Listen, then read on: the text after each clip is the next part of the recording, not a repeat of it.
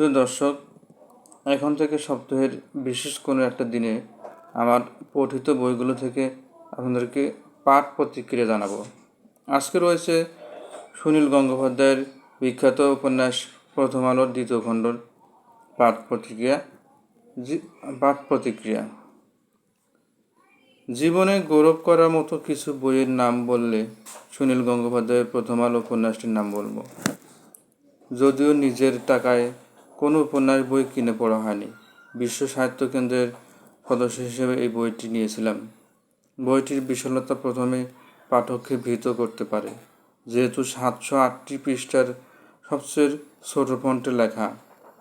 তবে উপন্যাসের ভিতরে প্রবেশ করলে যেন মনে হয় রূপকথার কল্পরাজ্যে প্রবেশ করেছি, যার প্রতিটি দৃশ্য বা ঘটনা একান্তভাবে নিজের স্বচক্ষে দেখতেছি। কমপক্ষে 1 মাস সময় ধরে পড়লে এর সাহিত্য রস অনুভব করা যাবে। প্রথম আলো উপন্যাসটি একটি জ্বলন্ত ইতিহাস ও জীবনী নির্ভর উপন্যাস। প্রথম আলো উপন্যাসের 1880 সাল থেকে 1911 সাল সময়কালে বিখ্যাত অনেক ব্যক্তির নাম ও তৎকালীন ইতিহাস রাজনীতি ঠাঁই পেয়েছে।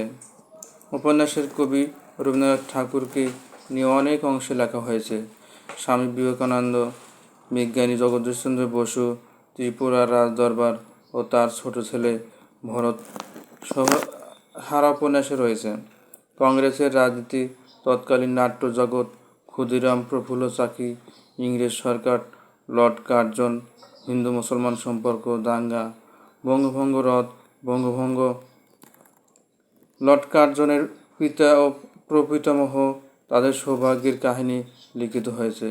এই উপন্যাসটি পড়া অবস্থায় কাহিনীর শেষ জানার জন্য যেমন ব্যাকুল হবেন, তেমনি শেষ হয়ে গেলে আফসোস করবেন কি হারালাম। সাহিত্যের জগতে একটা রত্ন এই প্রথম আলো উপন্যাসটি। ধন্যবাদ।